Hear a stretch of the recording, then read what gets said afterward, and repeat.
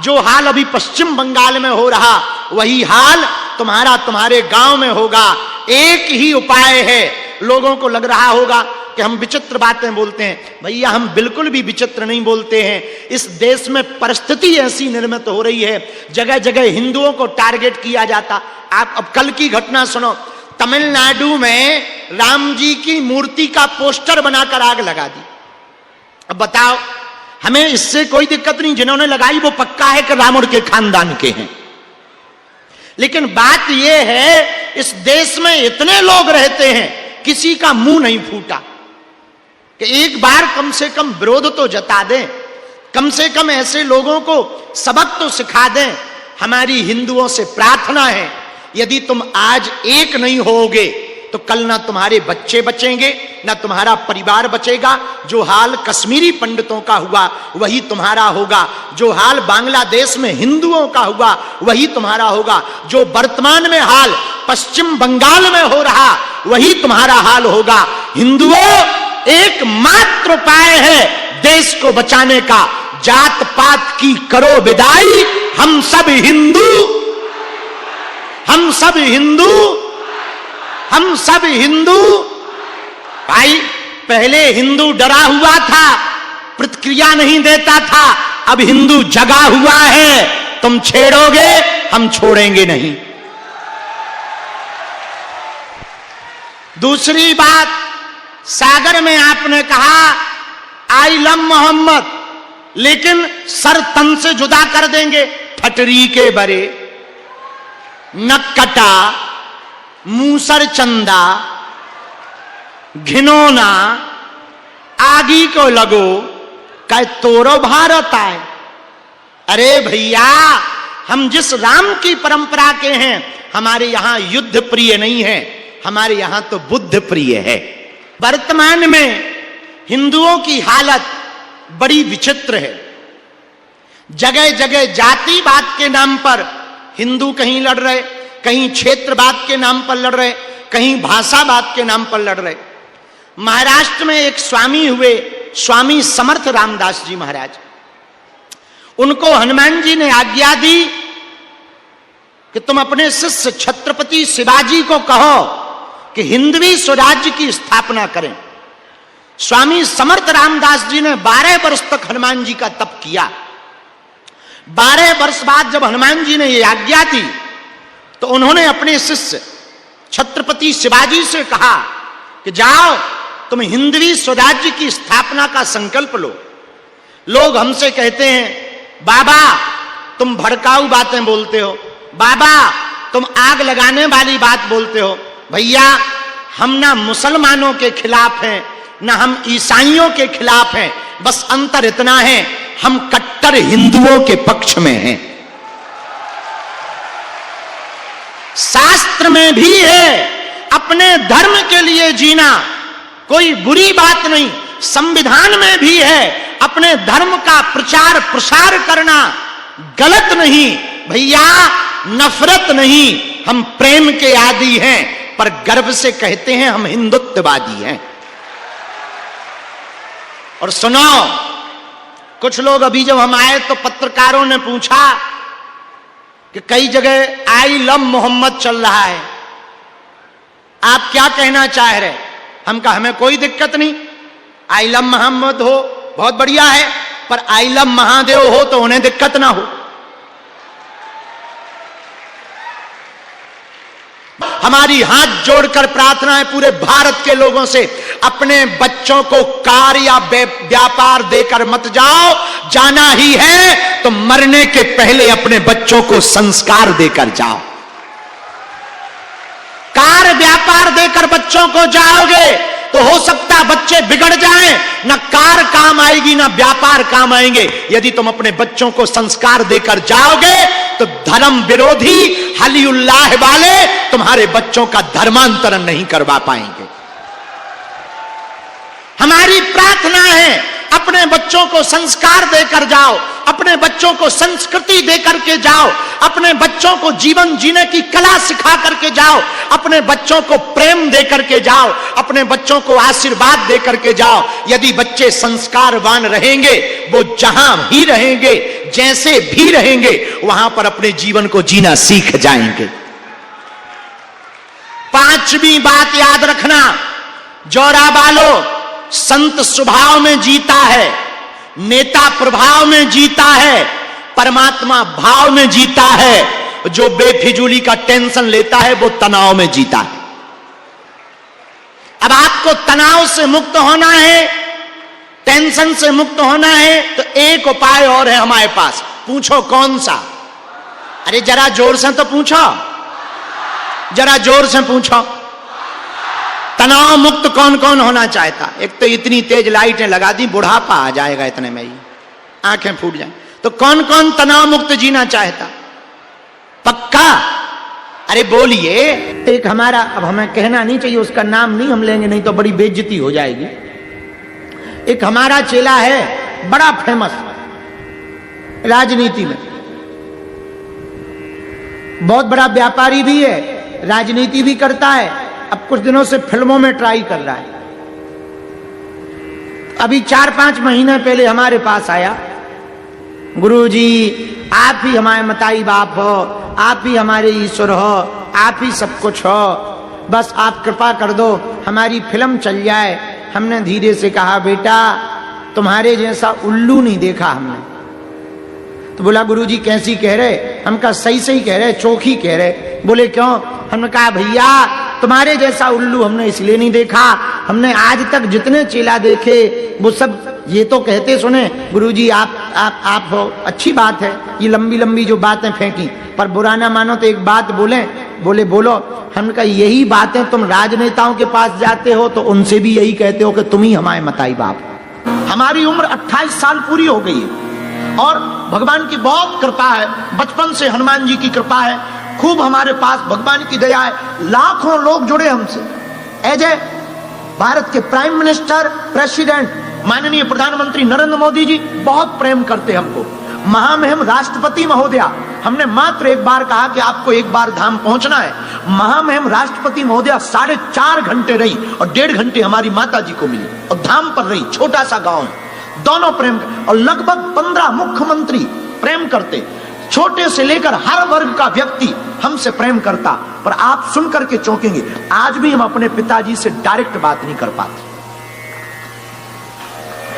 प्रधानमंत्री जी से बात कर लेते, राष्ट्रपति जी से बात कर लेते हैं और देश का कोई भी मुद्दा होता है हम अपना तर्क रख लेते हैं, हम अपनी बातें रख लेते हैं, हम संवाद कर लेते हैं। लेकिन भैया आज भी हम अपने पिता से बात नहीं कर पाते, इतनी मर्यादा है। आज भी डरते नहीं है, मर्यादा है। और जब भी कहीं जाते हैं, बहुत बिजी हो तो फोन पर, नहीं तो आज भी आदत है। भगवान की कृपा है, उसी गांव में हमारा जन्म हुआ, वहीं हम पैदा हुए, उसी गांव में बालाजी है। जैसे ही आश्रम से निकलते हैं पहले माता पिता को प्रणाम करते हैं, हम अमुक अमुक जगह जा रहे हैं, आज्ञा दें। और जब जाएंगे वापस 29 तारीख को, 26 को पहुंचेंगे तो मुंबई पहुंचेंगे, तो 3 दिन मुंबई के मठ में, सनातन मठ में रहेंगे। जब धाम जाएंगे तो सबसे पहले गाड़ी मंदिर में रुकने की वजह हमारी घर पर रुकती है और कुछ नहीं। बहुत बिजी हो, जब बहुत बिजी हो तो खड़े खड़े बहुत अच्छे से हुआ है, हम ऑस्ट्रेलिया हुआ है, फिजी हुआ है, न्यूजीलैंड हुआ है, पूरा बता देंगे और चले जाएंगे। तो अपने बच्चों को जो तीसरी आदत आपको डालनी है वो बहुत प्यारी और सटी, छोटी छोटी बात पर अनुमति ले, ऐसी आदत डालो।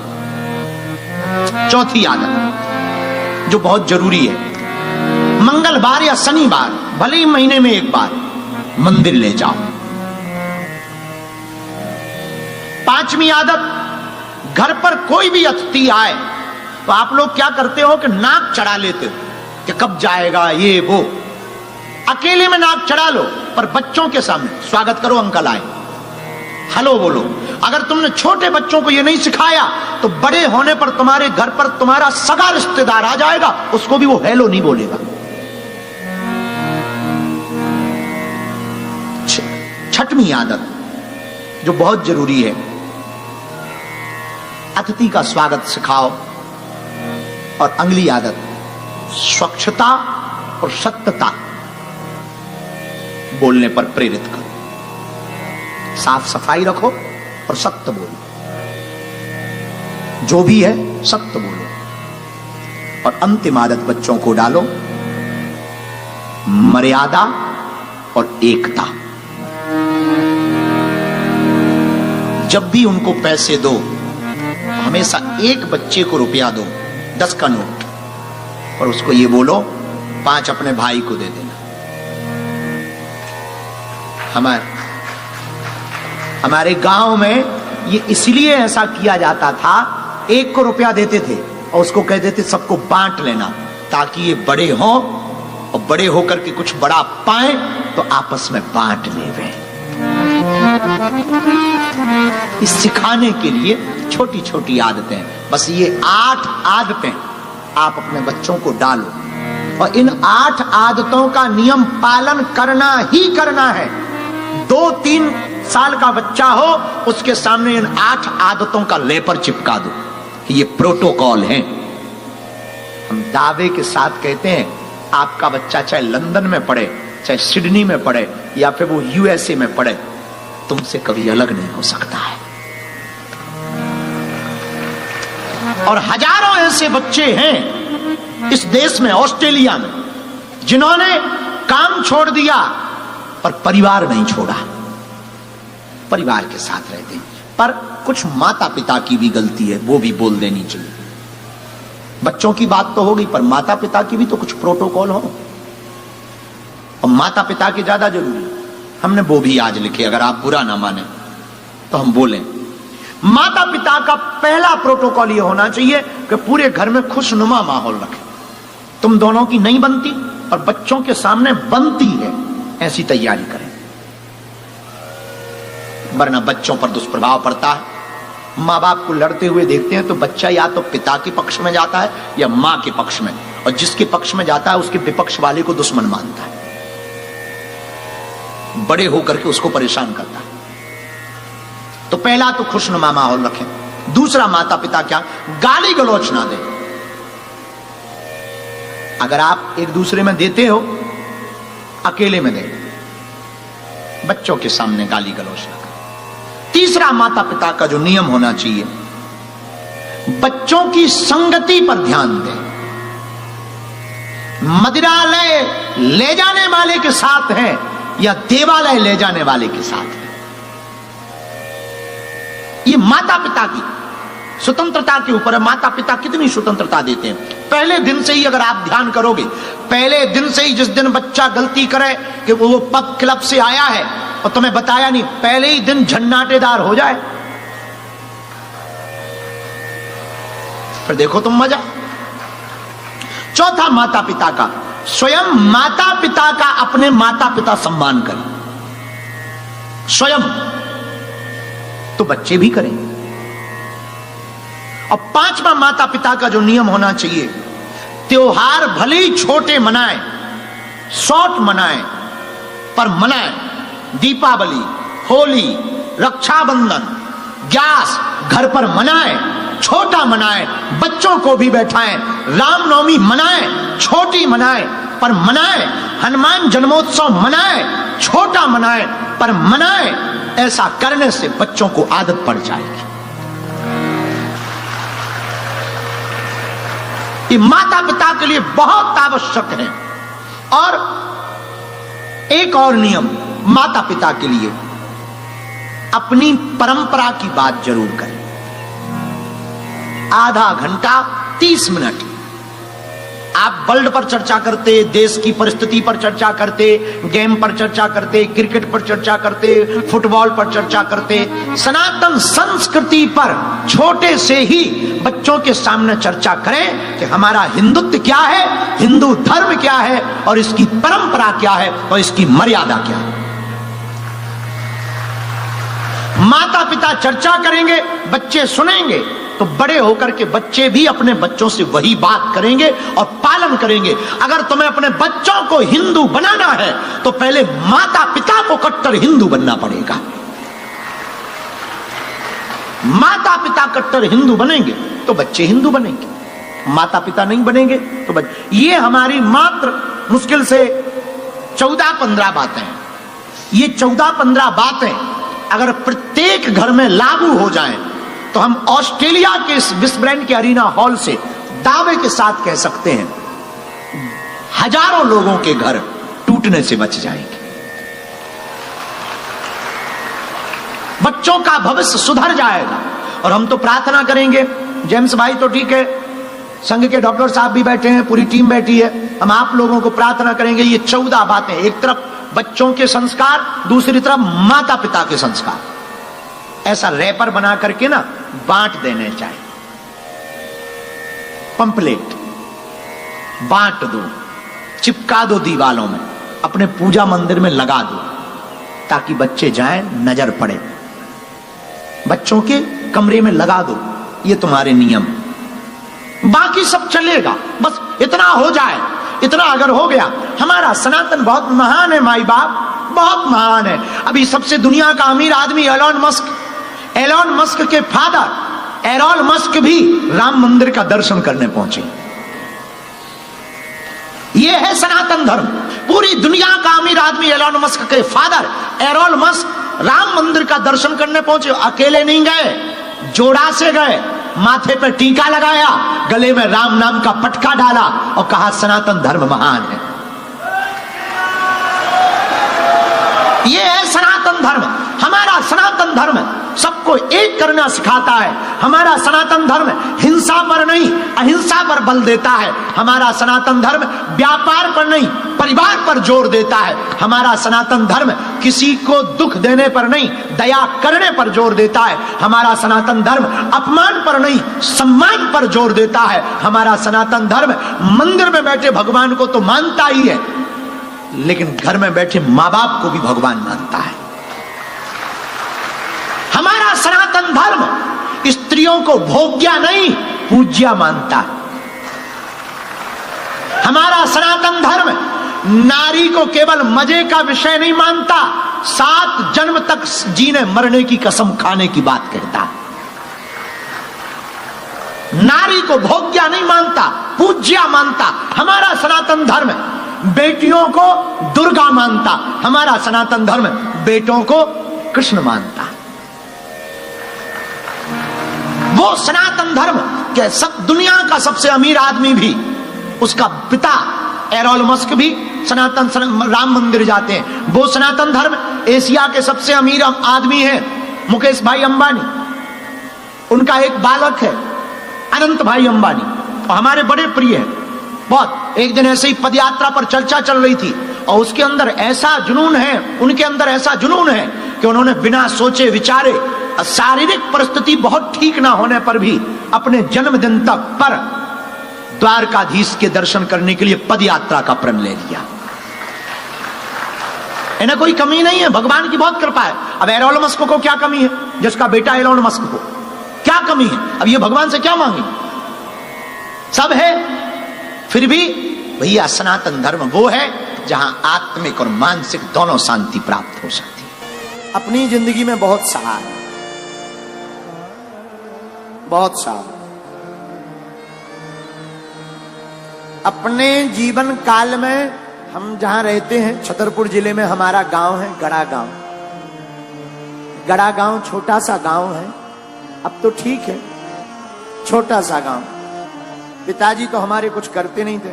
हमारे जीवन का एक बाकिया है जो हमें बार बार याद आता है। हमको रही होगी हमारी अवस्था 8-9 साल की। हमने अपनी माताजी से कहा, माताजी स्थिति तो बड़ी बेकार है,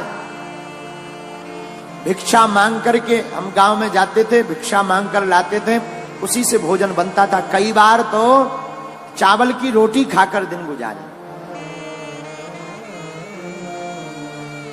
हम अपनी सत्य घटना बता रहे। एक कपड़ा पहन करके हमने सवा महीना निकाला। हमने माताजी से कहा, मां हमारे मन में इच्छा है कि हम वृंदावन में भागवत पढ़ने जाएं। मां बोली ठीक है। उस जमाने में 2000 रुपया मांगने के लिए हम न जाने कितने घरों पे गए। खुद स्वयं 8-9 साल की अवस्था होगी, कितने घरों में सिर्फ 2000 रुपया मंगाने में किसी ने नहीं दिया।